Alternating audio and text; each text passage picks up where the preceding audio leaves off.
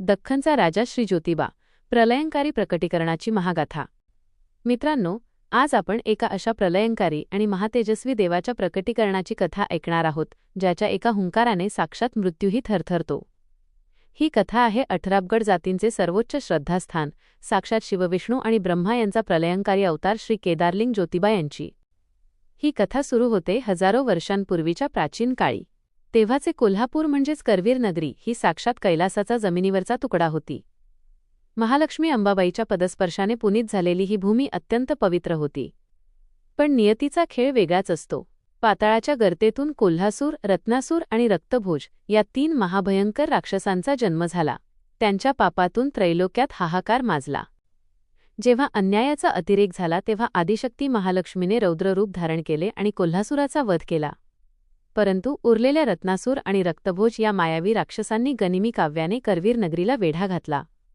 तेव्हा आदिशक्तीने कैलासातील भगवान शिवशंकरांना आर्तसाद घातली। महादेवांनी आपला तिसरा डोळा उघडला। त्या दिव्य तेजात ब्रह्मा आणि विष्णू यांचेही तेज विलीन झाले। हिमालयात सुरू असलेल्या एका महायज्ञातून साक्षात केदारनाथ रूपातील ज्योतिबा प्रकट झाले। काळ्या घोड्यावर स्वार होऊन, हातात त्रिशूळ घेऊन साक्षात दख्खनच्या राजाने करवीरच्या दिशेने कूच केली। वाडी रत्नागिरीच्या डोंगरावर युद्ध पेटले। रत्नासुराने काळी माया पसरवली, रक्ताचा पाऊस पडला, पण ज्योतिबांच्या प्रलयंकारी डमरूच्या नादापुढे तिचे काहीच चालले नाही। ज्योतिबांनी आपल्या त्रिशूळाने रक्तभोजाचा वध केला आणि अखेरीस रणांगणावर साक्षात मृत्यू बनून उभ्या असलेल्या ज्योतिबांनी आपल्या तलवारीच्या एका घावात रत्नासुराचे मुंडके धडावेगळे केले। तो राक्षस रक्ताच्या थारोळ्यात कोसळला। युद्धानंतर जेव्हा अंबाबाईने ज्योतिबांना याच भूमीत राहण्याची विनंती केली, तेव्हा ते कायमचे तिथे विराजमान झाले। आणि मग घडला तो चमत्कार। रत्नासुराचे जे पापी रक्त जमिनीवर पडले होते, त्यावर ज्योतिबांनी त्रिशूळ आपटून मंत्रोच्चार केला आणि त्या रक्ताचे रूपांतर पवित्र गुलालात झाले। ज्योतिबांनी वचन दिले, जो भक्त खऱ्या श्रद्धेने माझ्या दरबारात येऊन हा गुलाल उधळेल, त्याच्या आयुष्यातील सर्व संकटे आणि दारिद्र्य मी याच गुलालासारखे हवेत उडवून टाकीन।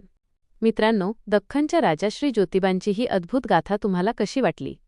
जर तुम्ही खऱ्या अर्थाने ज्योतिबांचे भक्त असाल तर कमेंटमध्ये श्री ज्योतिबा प्रसन्न नक्की लिहा। तुमच्या एका लाईकमुळे ही महागाथा जास्तीत जास्त भक्तांपर्यंत पोहोचेल। आमचे चॅनल सबस्क्राईब करून ही माहिती आपल्या मित्रमैत्रिणींसोबत शेअर करायला विसरू नका। चला, आपल्या लाडक्या ज्योतिबांचा जयघोष सर्वदूर पोहोचवूया।